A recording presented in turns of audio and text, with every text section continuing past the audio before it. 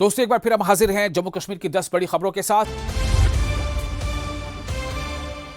सबसे पहले आपको बता दें कि चीफ मिनिस्टर उमर अब्दुल्ला ने उनकी अपनी सदारत में कैबिनेट की एक अहम बैठक हुई और उमर अब्दुल्ला ने कैबिनेट में उपराज्यपाल यानी एलजी से असेंबली का सेशन 13 अक्टूबर से बुलाने की सिफारिश की है। 13 अक्टूबर से असेंबली का सेशन बुलाने की तजवीज रखी है। ये सेशन जैसा कि उम्मीद है छोटा होगा और लगभग 7 दिनों का होगा, यानी 13 से 20 अक्टूबर तक।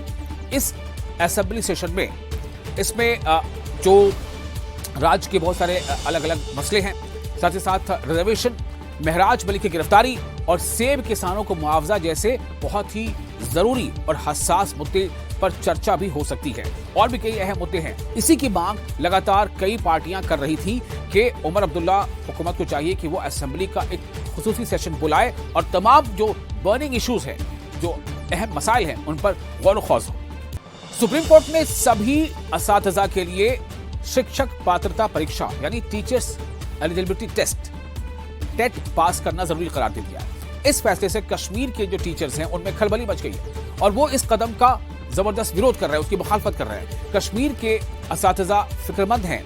सालों का एक्सपीरियंस होने के बावजूद अगर वो टीईटी पास नहीं कर पाते हैं तो उनकी नौकरी चली जाएगी। उनका कहने का मतलब ये है, उनका तर्क ये है कि ये जो टेस्ट है वो गैर मुनासिब है और उनके पास असातिज़ा बने रहने की या टीचिंग का जो उनका एक्सपीरियंस है, जो उनके पास स्किल है, उसे ध्यान में उसे ध्यान में रखा जाना चाहिए था।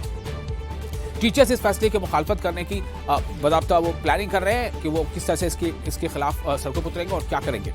वो चाहते हैं कि टीईटी की जो अनिवार्यता है, यानी कि इसको जो जरूरी करार दिया गया है, उस पर छूट मिले। नायब वजीर आला सुरेंद्र चौधरी ने चल रही विकास परियोजनाओं का जायजा लिया और गांदरबल का दौरा किया। दौरे के दौरान जो डिप्टी चीफ मिनिस्टर हैं उन्होंने गांदरबल के नए बस स्टैंड को जोड़ने वाली अस्पताल रोड के तामीर का भी उसका भी उन्होंने जायजा लिया और गुजाहमा पुल के हालात की भी उन्होंने समीक्षा की। दोनों प्रोजेक्ट्स जिले के लोगों के लंबे वक्त से ये मांग रही है।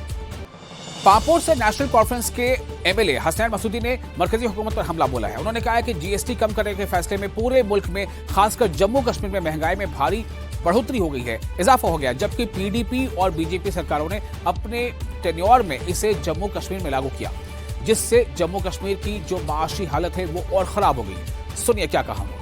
महाराजा हरि सिंह की 130वीं जयंती के मौके पर जम्मू कश्मीर में कई जगहों पर कई तरह के प्रोग्रामों का इनेकाद किया गया। जम्मू में युवा राजपूत सभा, बीजेपी और इसके साथ साथ कई और समाजी तंजीमों ने और आम लोगों ने बड़ी तादाद में तवी पुल पर महाराजा हरि सिंह की जो उनका जो मुजस्समा है और उस पर वहाँ उन्होंने गुल-ए-अक़ीदत पेश किया और उन्हें श्रद्धांजलि अर्पित की। उसका जो सेलिब्रेशन है हम लोग कर रहे हैं आज, ये भव्य रैली उसी उपलक्ष्य में निकाली गई है जो सियोट से शुरू हुई थी, अभी नौशहरा अंजाना ब्रिज पे आके ये ख़त्म हुई है। मैं धन्यवाद हूँ सबसे पहले अपनी एडमिनिस्ट्रेशन का, जिन्होंने पैदल चल के साथ हमारे ये रैली संपूर्ण करवाई। हमारे महाराजा हरि सिंह के जन्म उत्सव का रौनक बढ़ाएं, क्योंकि महाराजा हरि सिंह सभी वर्ग के राजा थे और वो आखिरी हमारे डोगरा रूलर थे। इसलिए मैं सभी का शुक्रिया अदा और बहुत बहुत मुबारकबाद देता हूँ। जिला रियासी के अंदर बड़े धूमधाम से और महाराजा हरि सिंह का जो आज 130वां जन्मदिन के तहत यहाँ पूरी भव्य रैली यहाँ इस जिला रियासी में निकाली गई है और बहुत ही पूरे समाज को लेकर और पूरा डोगरा समाज को लेकर हमारे महाराजा हरि सिंह जी इस जम्मू कश्मीर के लिए उन्होंने बहुत बड़ी कुर्बानी दी है। और आज जम्मू कश्मीर में आपने देखा, इस जम्मू कश्मीर के लिए मुझे लगता है कि देर आई दुरुस्त आई। ये छुट्टी पहले से ही हो जानी थी, कई सरकारों ने पहले इनको अनदेखा किया गया। तो आज हमारी केंद्र सरकार का हो चाहे हमारे प्रदेश सरकार ने इसका जो निर्णय लिया है, ये एक बहुत ही अच्छा निर्णय है और हमारे समाज को जोड़ने का कार्य है। इसके लिए एक बहुत ही सब लोगों ने, पूरे डोगरा कम्युनिटी ने एक होकर ये लड़ाई लड़ी है, तभी जाके ये छुट्टी मिली है। जम्मू कश्मीर में जो छुट्टी का एक दर्जा दिया गया है, इसके लिए बहुत ही खुशी की बात है और बहुत बहुत शुक्रगुजार हैं हम केंद्र सरकार के भी। बिश्ना में बीजेपी एमएलए डॉक्टर राजीव भगत के कार्यालय में बॉर्डर इलाके के कई कांग्रेस कारकुनों ने बीजेपी की मेंबरशिप हासिल कर ली। इस मौके पर पूर्व सरपंच नायब कुलदीप राज सोनू और जबवाल पंचायत से बॉबी चौहान ने अपने कई कारकुनों के साथ, अपनी हिमायतियों के साथ बीजेपी का दामन थामा। ऑफिस में एक जॉइनिंग प्रोग्राम रखा गया जिसमें हमारे कांग्रेस के कार्यकर्ता, इनमें से बिट्टू चेप जी और सोनू जी, ये दोनों हमारी और उनके साथ अपनी टीम के साथ हमारे बाजमा में दामन थामा है। ये हमने जो संकल्प लिया है कि कांग्रेस मुक्त बनाना है, उसके मद्देनज़र रखते हुए ये हमारी तीसरी चौथी ज्वाइनिंग आज बॉर्डर से हो रही है। बहुत दिन जल्द नहीं, जब बॉर्डर से हम कांग्रेस को बिल्कुल मुक्त कर देंगे। और ये एक हमारे जो नरेंद्र भाई मोदी जी का एक विज़न है, उसको देखते हुए सारे जितने भी कार्यकर्ता हैं जो कांग्रेस के, वो बाजमा में ज्वाइन हो रहे हैं। पीडीपी के युवा नेता मुजम्मिल मंसूर ने मरकजी हुकूमत से फ्रूट ग्रोवर्स और जो फलों के ताजिर हैं उनको हुए नुकसान की भरपाई के लिए राहत पैकेज की मांग की है। मुजम्मिल ने न्यूज 18 से बात करते हुए कहा है कि राजमार्ग यानी नेशनल हाईवे बंद होने से और सेब के लदे वाहनों के फंसे होने से पुलवामा में फल उत्पादक जो हैं, जो फ्रूट ग्रोवर्स हैं, जो ताजिर हैं, उन्हें जबरदस्त माली नुकसान पहुंचा है, जिसकी भरपाई चाहिए कि हुकूमत करे। फार्मर जो है उन्होंने जो है लोन लिया है बैंक से, और जो लाखों में हैं एक एक जो ग्रोवर हैं।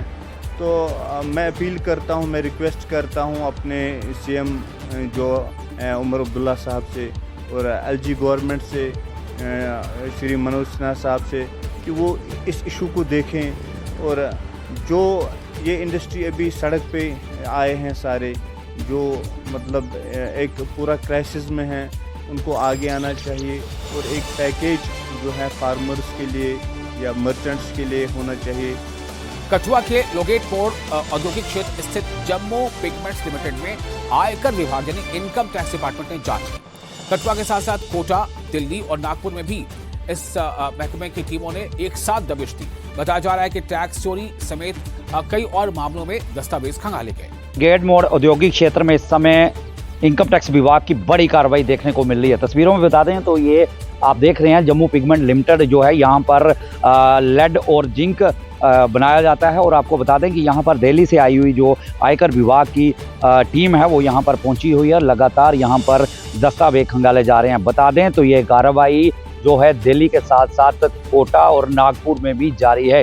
बता दें तो कई ठिकानों पर जो है वो छापेमारी की जा रही है। फिलहाल तस्वीरों में दिखा दूं कि एक लंबी कतारें जो है यहाँ पर वाहनों की लगी हुई हैं। इसी से अंदाज़ा लगाया जा सकता है कि काफ़ी तादाद में जो अधिकारी हैं यहाँ पर पहुँचे हुए हैं और लगातार जो औद्योगिक इकाई है इसके अंदर जो कार्रवाई जो है यहाँ पर की जा रही है। काफ़ी घंटे का समय हो चुका है, यहाँ पर लगातार दस्तावेज जो है वो यहाँ खंगाले जा रहे हैं। और बता दें तो टैक्स चोरी का मामला जो है वो बताया जा रहा है। जिस तरह से इस जो इंडस्ट्री है इसके कई और ठिकाने हैं, वहाँ पर भी लगातार छापामारी जारी है। फिलहाल बता दें तो अभी भी कई घंटों से यहाँ पर दस्तावेज जो है वो खंगाले जा रहे हैं।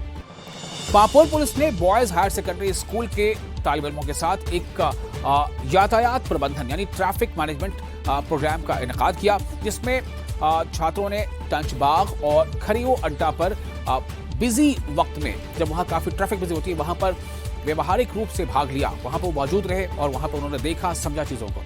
इस खास प्रोग्राम का जो मकसद था उसमें ये था कि जो तालिब इल्म है उन्हें रोड सेफ्टी के बारे में और ट्रैफिक रूल्स के बारे में उनको समझ दी जाए और साथ ही साथ उनसे समाज को एक जिम्मेदार और उन्हें नागरिक और शहरी बनाया जाए। पुलिस ने छात्रों के कोशिशों की सराहना भी की और कहा कि इस तरह की पहल पुलिस और जनता के बीच यकीन को, विश्वास को और मदद को मजबूत करती है। पुलिस स्टेशन पामपुर की तरफ से यहाँ पर पामपुर में आज ट्रैफिक रूल्स लोगों को सिखा रहे हैं और हमारे साथ आज डीएसपी साहब और एसएचओ साहब भी है। हम लोगों को सिखा रहे हैं कि अगर हेलमेट ना हो उससे आपकी जान का खतरा है, सीट बेल्ट पहनना जरूरी है, हेलमेट पहनना जरूरी है। एवरी टाइम हम जिंदगी के साथ खेल तो नहीं सकते क्योंकि जिंदगी एक मौका है। तो आज हमें मौका मिला यहाँ आने का और इनको समझाने का कि सीट बेल्ट लगाना जरूरी है, हेलमेट लगाना जरूरी है, तो हमने अपना काम किया। तो इट्स अप टू देम।